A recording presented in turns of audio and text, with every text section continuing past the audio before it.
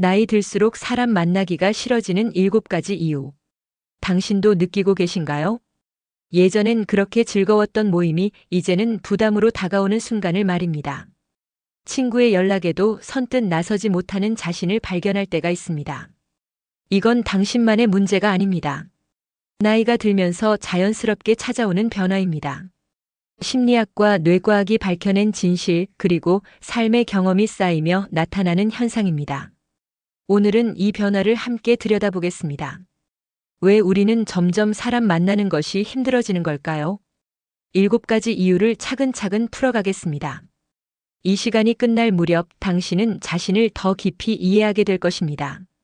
이야기 시작 전 구독과 좋아요 부탁드려요. 감사합니다. 첫 번째 이유 에너지의 고갈. 기억하십니까? 밤을 새워 친구들과 이야기하던 그 시절을. 다음 날 아침이 와도 괜찮았습니다. 조금 피곤하면 그만이었죠. 회식이 새벽까지 이어져도 웃으며 버틸 수 있었습니다.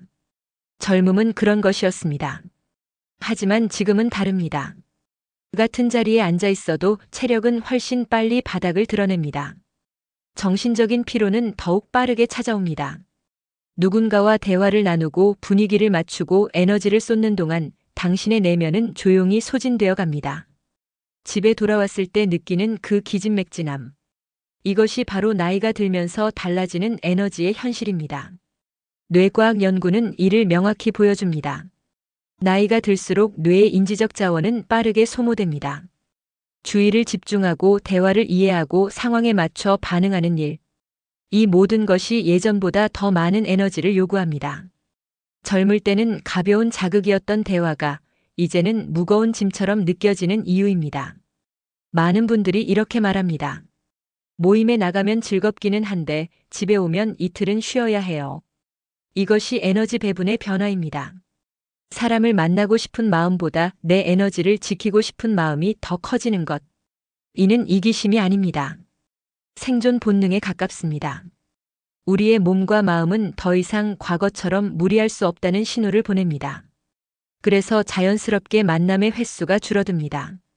그리고 그것은 지극히 정상적인 일입니다. 두 번째 이유 관계의 효용이 변하다. 젊은 시절 우리는 사람을 많이 만나야만 했습니다. 친구가 필요했고 인맥이 중요했습니다. 새로운 만남은 곧 기회였습니다. 대학 시절의 동아리, 직장 초년생 때의 술자리, 각종 모임과 행사들. 빠지지 않고 참석하는 것이 미덕처럼 여겨졌습니다. 그렇게 해야만 기회를 잡고 관계를 넓히고 세상과 연결될 수 있다고 믿었습니다. 그런데 나이가 들면 시야가 달라집니다. 이미 당신 곁에는 당신을 지탱해주는 관계들이 있습니다. 오랜 친구, 가족, 동료들. 이들과의 유대만으로도 삶은 충분히 돌아갑니다. 새로운 사람을 만난다는 것은 이제 더 이상 절실하지 않습니다. 오히려 새로운 관계는 관리해야 할 대상이 됩니다. 불필요한 갈등이나 오해가 생길 가능성도 있습니다. 심리학에서는 이를 사회정서 선택 이론이라고 부릅니다.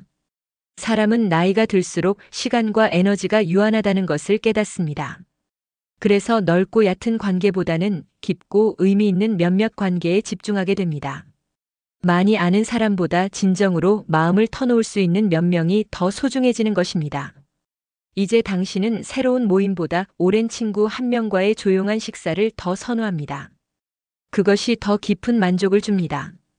이 변화는 아주 자연스러운 것입니다. 인생의 후반부로 갈수록 관계의 양이 아니라 질이 중요해지기 때문입니다. 당신은 이제 알고 있습니다.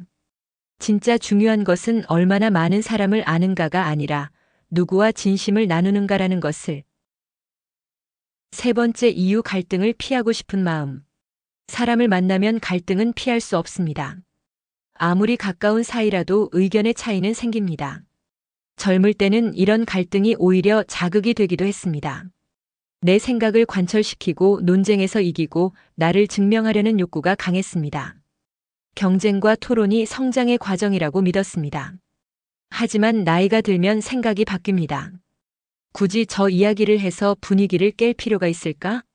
내 주장을 관철시킨다고 해서 뭐가 달라질까? 이런 생각이 앞서면서 아예 대화를 피하거나 모임 자체를 멀리하게 됩니다. 중년 이후 사람들에게 물어보면 가장 많이 나오는 대답이 있습니다. 괜히 기분 상할 일이 생길까봐 모임에 나가기 싫어요. 인생을 살면서 우리는 이미 충분히 많은 갈등을 겪었습니다. 그로 인한 상처와 후회도 남아 있습니다. 또다시 같은 일을 반복하고 싶지 않은 것은 당연합니다. 차라리 혼자 있으면 마음이 편안합니다. 누군가와 부딪힐 가능성 자체를 없애는 것, 그것이 가장 확실한 평화라는 것을 알게 됩니다. 이 시기의 인간관계는 더 이상 자극을 받는 것이 목표가 아닙니다. 불필요한 갈등을 피하면서 마음의 평온을 지키는 것, 그것이 더 중요한 과제가 됩니다. 당신이 사람 만나기를 꺼리는 것은 냉정해서가 아닙니다. 그저 평화를 지키고 싶은 마음입니다. 그리고 그 평화는 당신이 누릴 자격이 있는 것입니다. 네 번째 이유, 루틴이라는 안전한 틀. 젊은 시절 하루하루는 변수투성이었습니다. 친구가 갑자기 만나자고 하면 나갔습니다. 여행 제안이 들어오면 바로 짐을 쌌습니다. 일정은 유연했고 즉흥적인 만남도 즐거웠습니다. 하지만 나이가 들면 삶의 패턴이 고정됩니다. 아침에 일어나면 하는 습관, 산책하는 시간, 책을 읽는 시간, 좋아하는 드라마를 보는 시간. 이런 것들이 당신의 루틴이 됩니다. 그리고 이 루틴이 깨지면 불편함을 느낍니다. 예를 들어 당신은 매일 아침 혼자 커피를 내려 마시며 하루를 시작합니다. 그 시간이 당신에게는 활력소입니다. 그런데 약속 때문에 그 시간을 포기해야 한다면 만남이 즐겁지 않습니다. 저녁에 조용히 음악을 듣는 것이 당신의 행복인데 모임에 나가면 그 시간이 사라집니다. 에너지 소모가 더욱 크게 느껴지는 이유입니다. 이것은 나쁜 것이 아닙니다. 오히려 자기 자신을 잘 이해하고 자신에게 맞는 생활 리듬을 찾았다는 뜻입니다. 문제는 다른 사람과의 만남이 그 루틴을 깨트린다는 것입니다. 그래서 점점 혼자 있는 것이 더 좋다는 쪽으로 기울게 됩니다. 당신은 사람을 피하는 것이 아닙니다. 자기만의 삶의 방식을 지키고 싶은 것입니다. 그리고 그것은 존중받아야 할 선택입니다. 루틴은 당신에게 안정감을 줍니다. 예측 가능한 하루는 마음의 평온을 가져다 줍니다. 나이가 들수록 이 평온이 얼마나 소중한지 깨닫게 됩니다. 그래서 당신은 그것을 지키고 싶어 합니다. 그리고 그것은 지극히 정상적인 욕구입니다. 다섯 번째 이유, 실망의 무게. 젊을 때 사람을 만날 때는 기대가 컸습니다. 이번엔 좋은 인연이 될 거야. 새로운 기회가 열릴지도 몰라. 설레는 마음으로 만남을 시작했습니다.